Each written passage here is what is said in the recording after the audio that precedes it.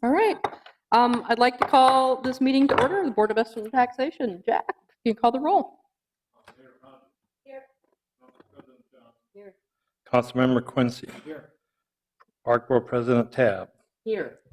Vice President Wheeler. Here. President Becker. Aye. This meeting is being broadcast, so when you address the, please hit your microphone today. Okay, thank you very much. Do I have a motion to adopt the agenda? So moved. Second. All in favor, say aye. Aye. Opposed? All right, item 1, Jack, new business. I wanted to try to give you a little bit of an overview with regards to why most taxpayers get confused in some sense. What I have on page 2 here is a Hennepin County property information search that basically is up online for everybody. Jack, I would just give you a reminder that you may want to move that mic a little closer so folks can hear you. So basically, this is what shows up online when a taxpayer goes and puts their address into the property tax system. You'll see the city of Minneapolis rate there, dollar amount, and that's the tax capacity rate for what we refer to generally as the city taxes under the tax capacity item. Down at the bottom, you'll see it says no school voter approved referendum levy. That's the market value levy for the library referendum dollars. So that's a Minneapolis levy. That's part of the mayor's budget. Also part of the mayor's budget is our annual contribution to the Teachers Retirement Association levy, about $2.3 million. That shows up under other special taxing districts. That's not the whole line. That's just a portion of it.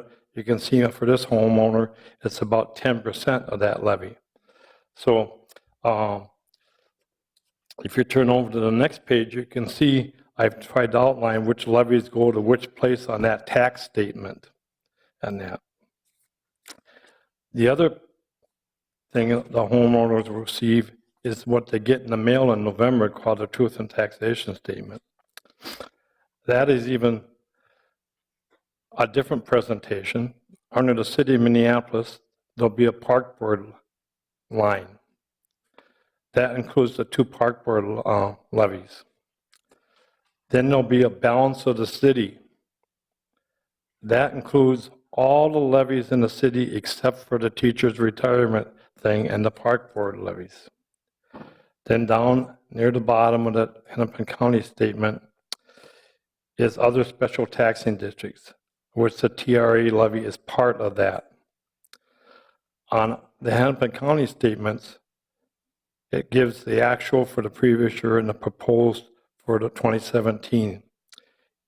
It does not give the dollar amount of the change or the percentage in change except at the total bottom line and that. So if you were a taxpayer, you basically have to go through line item by line item and do your own calculations with regards to what was happening in the taxing districts.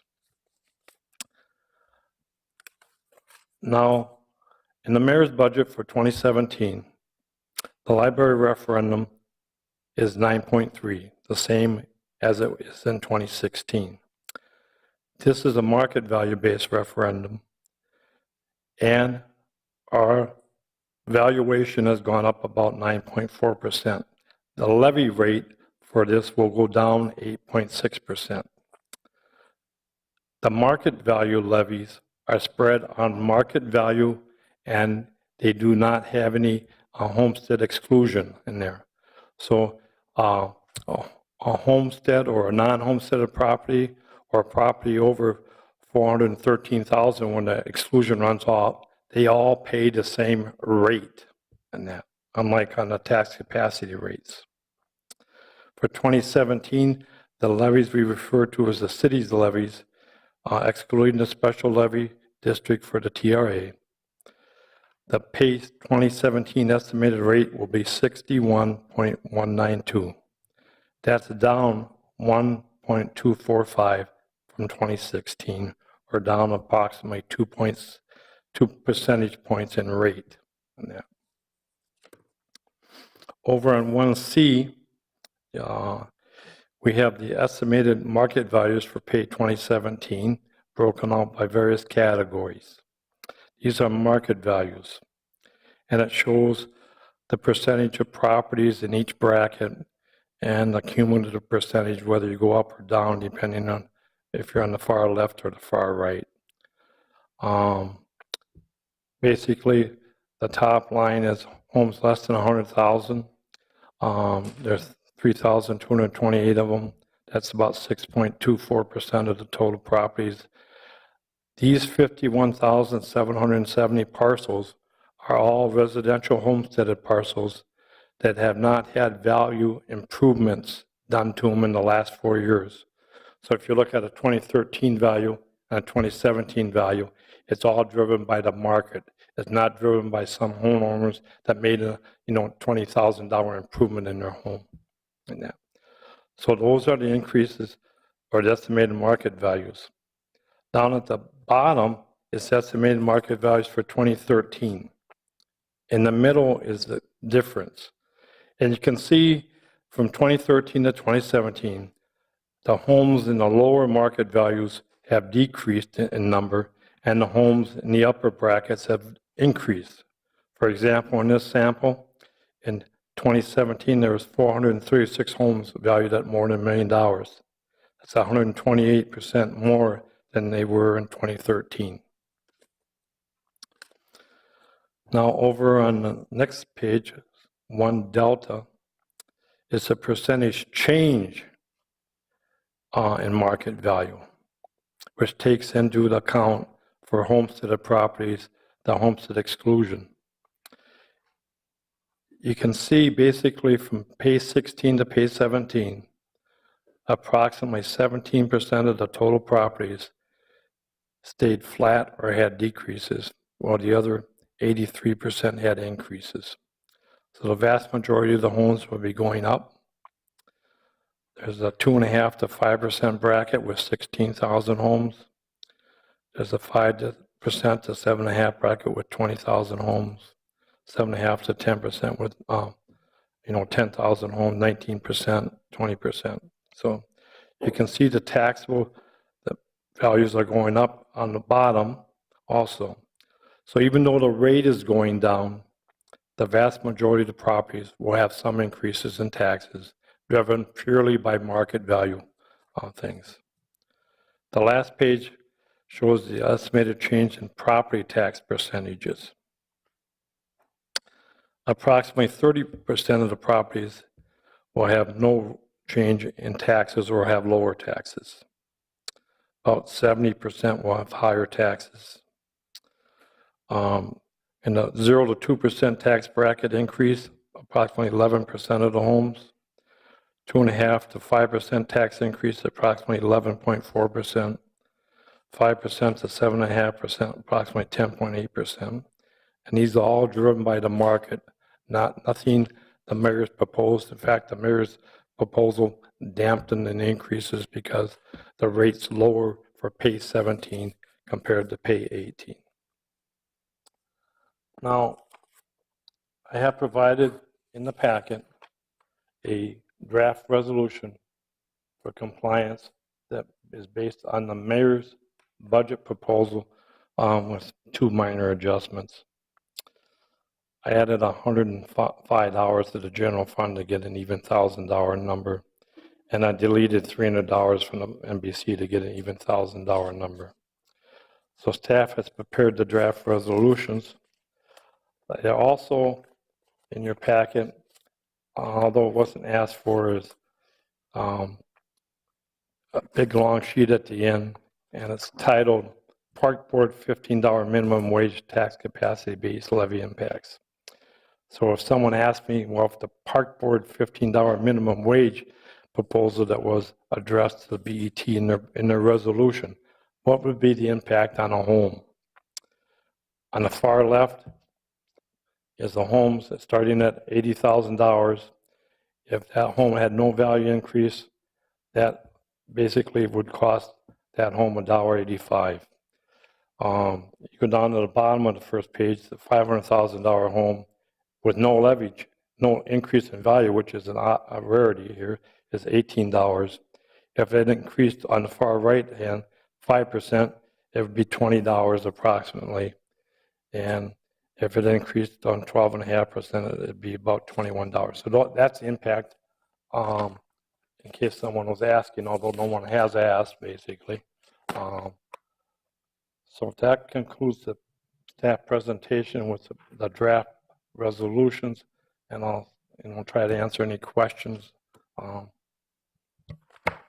there questions on item 1 before, item 2 is the consideration of setting the maximum levy. So my first question here to people is, does anyone have any questions on the materials that Jack has presented?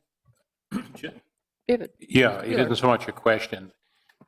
You know all these materials. I had not seen them till just now, and we were jumping all over. And one of the things that would help me in the future, I can digest it if I see it ahead of time. But what I would really appreciate would be that we label things very clearly, document A, document B, document, and then we refer to it that way. I was jumping all around trying to follow you, Jack, and that was hard for me to do. So when we do this much information at the last minute, let's try to do it in a way that makes it really easy for everybody to go through. Somebody may be quicker at it than I am, but I needed that help. I understand that. I think the important point to realize is the total levy for the city, that from the taxpayer's perspective, is comprised of two components. The market value component, which is relatively small, which is going down by 8.6%. So since that's based on true market value, Okay. a home would have to have an increase in market value of above 8.6% to have their market value levy increase. Now that's 9.3 million out of the whole package. The vast majority is in the tax capacity side. Even there, the rate is going down by about 2%. But as homes, we can see based on the distribution that homes are increasing in value driven by the market. And the vast majority of the homes are increasing over 2.5%. Also, homes in the 80,000 to 413,000 bracket have what's called this market exclusion, which lowers their taxable value.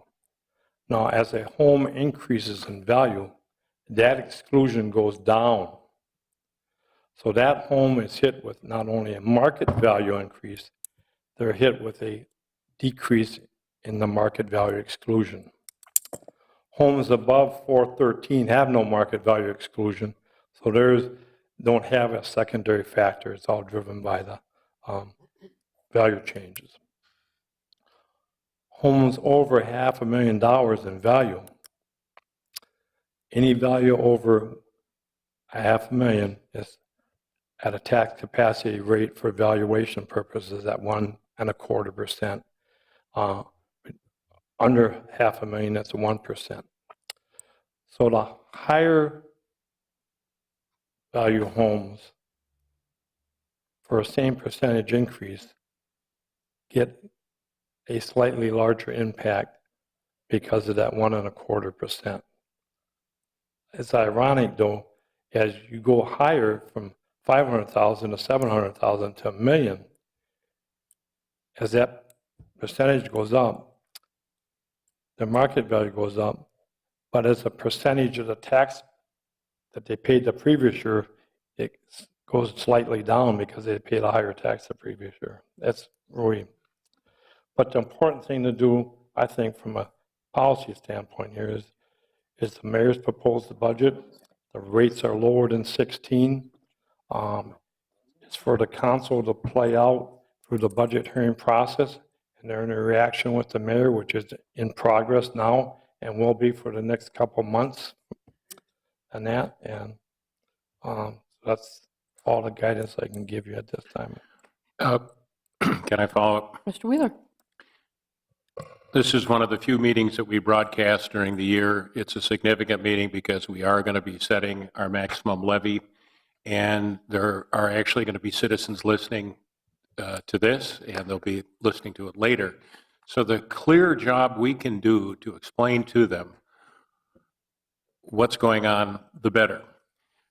What they pay attention to is the actual taxes they're going to pay. And I know we've got to be about some of the finer policy stuff, but the better job we can do of explaining why there's going to be a change and being transparent with people, the better off we are. And so my only concern is that instead of giving them far too much information to pull together, we can provide this information. It can be available for them to download. It can be on our website. We can do all that kind of stuff. But we need to be very clear as we explain this on television to the citizens and to those who will be listening to it, that they understand what it is we're doing and why it is we're doing it. And I think we owe that to everybody. We owe it to ourselves too.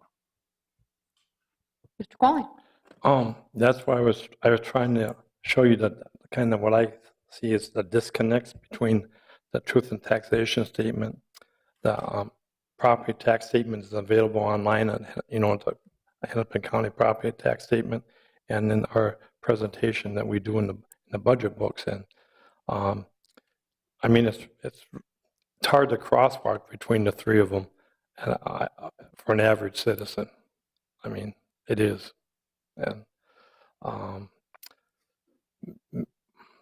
It's an extremely complicated tax system.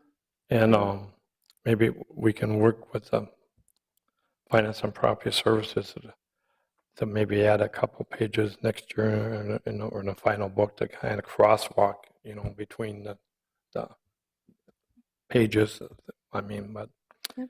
It is difficult. Yes, it is. Are there any other questions or comments on item 1 here, Jack's presentation? No? All right, Jack, item 2. We have I prepared the draft resolutions based on the mayor's budget proposal with those 2 minor adjustments, and that should be in your packet.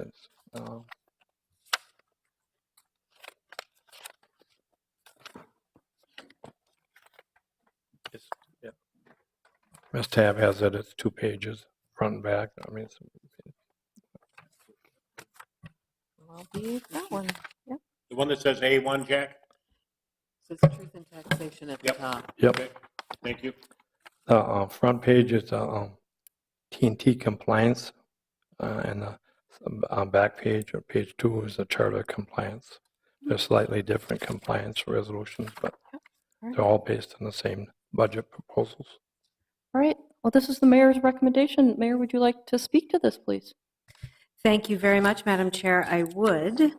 And thank you, everybody, for consideration tonight in this body. I appreciate it. As always, the proposal that I brought forth is grounded in certain budget principles, fiscal management principles, ongoing needs with ongoing revenues, and one-time needs with one-time dollars in the budget that I proposed, which has, of course, an implication for tax policy and what we need to do with the levy. The budget looks forward into the next 5 years and beyond to make sure that the impact of the decisions we make today are accounted for in future budgets, and did my best to be responsible with that. And, the foundation of our shared future starts with this kind of responsible budgeting. So I just wanted to lay those principles out there, but emphasize how I arrived at the tax levy I'm recommending that the board, and asking that the board approve tonight. At the beginning of this past year, we do a 5-year financial direction every year that includes proposed tax policy. If based on the 2016 adopted budget and 5-year financial direction, just to do the cost of current service levels and inflation, we planned to increase the property tax levy by 3.75% in 2017. Those were numbers that we put out there, as we do every year, on the information we have at the time, knowing that as we get more information in the future, there will be adjustments made. Now, in May, There was we talked about it here, we've talked about it lots of places. The Historic Parks and Streets Agreement in May increased the baseline levy for 2017 from 3.75% to 4.9%. In other words, the city and the parks agreed together that to fund this, there was an agreement that a 4.9% levy would be necessary as the baseline for 2017. Now, I mentioned in my speech, and we can talk further about it, that there are a number of investments that I propose in this budget. I won't detail them here tonight because we're here to talk about tax policy, but I'm happy to answer any questions folks have. But I want to note that more than 70% of the new ongoing investments, not the one-time investments, but the ongoing investments in my recommended budget are for public safety.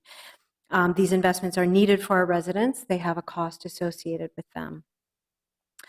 I will say, just as a thumbnail sketch, that some of those are more community policing, so an investment in more police officers so that we can make good our strategies around community policing, additional firefighters, and community-driven, collaborative interventions for public safety are a big driver of those dollars.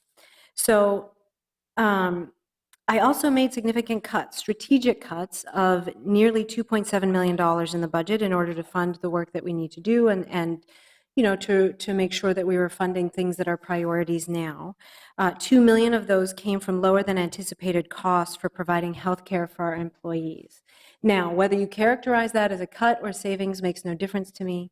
I characterize it as a cut because up until now, departments, knowing that their healthcare costs were going to be lower, were using those additional dollars for things inside the department. So departments experience it as a cut. Even though it is a savings on healthcare, departments experience as a cut, and out of respect to our employees, I wanted to characterize it that way. But call it a cut, call it savings. It's $2 million that we are using differently now than we were using differently before. And in addition to that, I made an additional $700,000 in targeted cuts to 5 departments to offset the cost of new investments in those departments. That $2.7 million in cuts represents nearly a full percentage point on our property tax levy. That combination, the 4.9% that we agreed to as the baseline, coupled with the nearly $2.7 million in cuts, coupled with increased ongoing expenditures, which is what is relevant for a levy. The one-times are a different question. 70% of which that new spending is for public safety, led me to 5.5 recommended proposed increase to the property tax levy. Now, that's a 0.6% increment over the anticipated baseline levy increase of 4.9%. It pays for a portion, not all, of the public safety investments that I proposed in the budget. I will also note that were the legislature to pass a tax bill that the governor could sign, in there would be more LGA as proposed, and what was in the bill was more LGA for the city of Minneapolis, and that would cover almost all of this 0.6% increment over the 4.9%. Mm-hmm. And if the legislature were to pass that bill anytime between now and the time that the council adopts the final levy, I would recommend that we apply our share of that LGA to reducing the levy. But in the absence of those dollars and in the needs that we have in the city, I propose a 5.5% levy increase.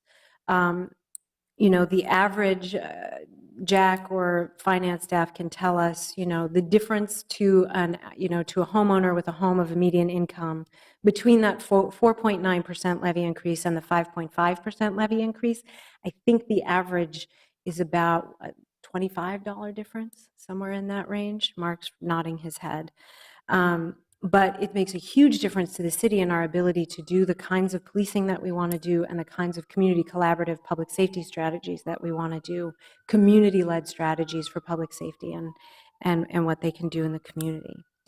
So those are That's the rationale behind the tax policy that I recommended in my proposed budget. It is behind the 5.5% that is in front of you today, and I am asking you, as my colleagues, to adopt a 5.5% maximum levy increase for 2017.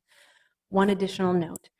This does accommodate the requests, as I've done every year since I've been mayor, listening to what the park board has brought forward, what the park board has requested. It does accommodate that, not to the additional level regarding the minimum, a potential minimum wage increase, but to the original estimate of what the cost would be and what the parks wanted to do, keeping in mind again the historic agreement with the parks to do the parks and streets work. But it does account for what the parks asked for. And Thank with you. that, I will ask for support for the 5.5% levy increase. Thank So you. moved. Somebody has to make, did you make a motion? I think he just made Okay. the motion. I just You just made the motion, Then I okay. will second. All right. Okay, discussion. Councilmember Johnson.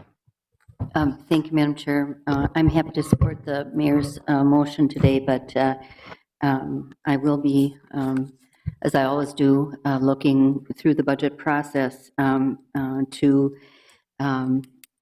look for additional savings. And I want to say I appreciate the realism that we're seeing in this budget, an accommodation, a recognition that our pension obligation has decreased.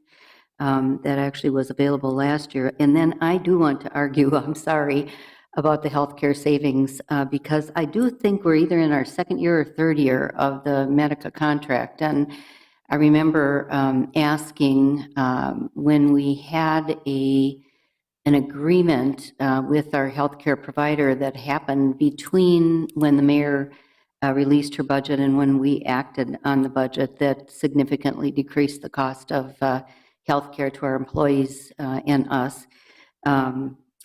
Remember asking about that dollar amount, and it was $2 million. So I will characterize that as I speak as a savings. Public Works, certainly, if they, if gas went down $1 a gallon and they had budgeted for X gas costing $3 a gallon and only costs $2 a gallon, it's not a cut. If they spend less, it's a savings. And so those savings that were involved in the new contract with Medica have been sitting in the city's budget either for 2 years or 3 years. I can't remember which. But anyway, I'm glad we're realizing them, being more realistic about our spending. And I'll be looking at the 30% of the budget that is non-public safety. I appreciate the mayor's investment. Recommendation for investment in public safety. I think it's very, very needed. I think we're hearing from citizens that that is a huge priority across the city. Lots of challenges on our commercial corridors in our downtown day after day after day. And so I'm pleased that the mayor has invested in public safety. I do think I will drill down on some of these one-time expenditures, and I've asked Mr. Ruff to have staff brief me about where we're putting new dollars in, what our existing programs are, what kind of results we're getting from those programs, and then also where the FTE counts are being spent. And my understanding is that we have an uptick in public works because of the added investment in the roads program, which I'm glad to support as well. But I do want to understand where all these new positions are in the city's budget. Thank you. All right. Councilmember Quincy. Thank you, Madam Chair. I just wanted to begin by saying, of course, I'm very supportive of this levy increase recommendation, and will be supporting it today. I just wanted to mention, in addition to what the mayor has outlined as the reasons why this levy is in place and how we got to these numbers, it's also wanted to say it really reflects the work over the last 2 or 3 years, often referred to in this body as right-sizing the budget. We really looked at how we're looking at expenses. Are we projecting them appropriately? What are we looking at our various income streams from? Are they being realistic in those projections? And the result of those has really taken away some degrees of freedom from our budgeting. Some of that flexibility is gone because we use them on one-time basis. It's planned, it's disciplined, it's appropriate to be doing that. And as a result of that, we've had planned fund balances where we've had them in place, really drawn down on plan, accomplishing the goals that the city has had through its budgeting process and its priority-based approach. So I just wanted to echo the mayor's statement and support of the 5.5% levy, recommended levy adjustment, but also wanted to acknowledge that this number, I believe, is as lean as possible until the state legislature can provide some more property tax relief for our taxpayers. Thank you. Councilmember Tab? Or Board Member Tab, pardon me. Thank you so much, Madam President. I am also in support of this budget. I appreciate very much that the mayor has been very amenable to working with the Park Board and has always been very supportive of the work that the Park Board has done in terms of budgeting for the needs that we do have. Again, I appreciate very much Council President Johnson's work as well as the mayor's work in making this sort of a historic agreement. And I know that fully 1% of the increase is a result of making sure that our parks will continue to be the kinds of places that we all know and love. And I think that is very much worth it. So I know that we are a very large part of this budget, and I very, very much appreciate that. And I think all of the citizens of Minneapolis do as well. So again, we're never happy to see taxes go up, but I am happy to support the budget. Mr. Wheeler? Thank you very much, President Becker. You know, our job as the Board of Estimate and Taxation is to set the maximum levy so that budget can't go up above beyond that. And in fact, what's happened is there's been such good fiscal discipline by the council that sometimes it's been able to come in under a little bit lower. It's possible for that to happen. And so there's going to be a lot of hard work between now and then, but we're setting the maximum amount. And I think the thing that's so amazing about all this is that now we have got a 20-year plan for the parks and for the streets. And many people who are sitting up here today, myself not included, are the ones who helped make that happen. It is so rare in the political world for people to think beyond a year or two. But this is a long-term investment for the infrastructure of our city, the human infrastructure that the parks, I mean, it's physical stuff, but it's for human stuff. And the streets, it's fantastic. We're taking a big step forward. We're asking people to come along with us. That's why I support and why we all seem to be supporting the 5.5% levy increase. And I'm grateful for the leadership of so many city leaders and so many community people, and I'm really looking forward to seeing great things happen in the many years to come. And so in my retirement years, which will be, what, 15, 20 years from now, 10 years, who knows, maybe 5, I'll be able to enjoy all the stuff that has happened because of the leadership that people who are here have done this year, and I'm grateful. I will also be supporting this. I will say that for the last probably 4 or 5 years, I have not voted for the proposed levy because I thought we were not investing enough in our parks and in our streets. And because of the historic agreement and because of the work of the people here, the mayor, Council President Johnson, our board member Tab, some of Councilmember Quincy, and the staff, the finance staff, our staff, Mr. Qualley, people worked, and we now have a plan, and we're now watching that plan come to fruition, and I am ecstatic about this, about the investments we're going to make in our city. I do agree with Councilmember Johnson, though. I hope you do look at it again and see what you can also still squeeze out of it. But I'm ecstatic to support this and ecstatic to support this agreement to invest in our city. So, with that, anyone else want to speak? All right. Jack, let's call the roll. Mayor Hodges. Aye. Council President Johnson. Aye. Councilmember Quincy. Aye. Park Board President Tab. Aye. Vice President Wheeler. Aye. President Becker. Aye. Just six ayes, 0 nays. The motion passes. That's great. Yay. All right. Item 3 is any additional information or information requests? Just as a report, I provided you with a copy of the preliminary official statement for the bond sale that will take place on October 5th for $120 million to fund the various capital projects, and there's several refunding components for savings in there also. Thank you. Any other business? Councilmember Quincy. Thank you, Madam Chair. Just a quick announcement for the viewing audience as well as for staff assembled here. Just wanted to remind people that the official budget hearing fall kicks off tomorrow morning, and we'll be having a series of 29 of the different budget presentation meetings over the next several months. Looking forward to a smooth, happy adoption of a final budget mid-December. So that begins tomorrow at 9 o'clock. And they'll be broadcast?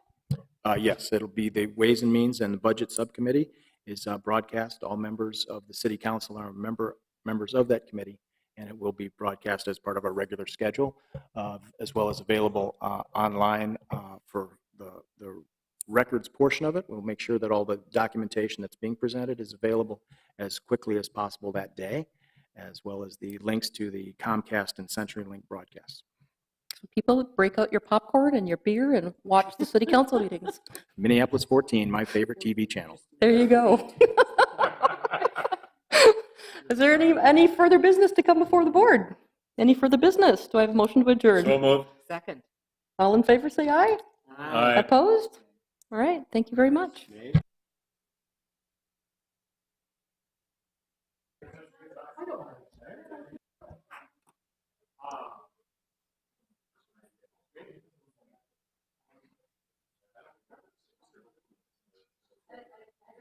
I don't think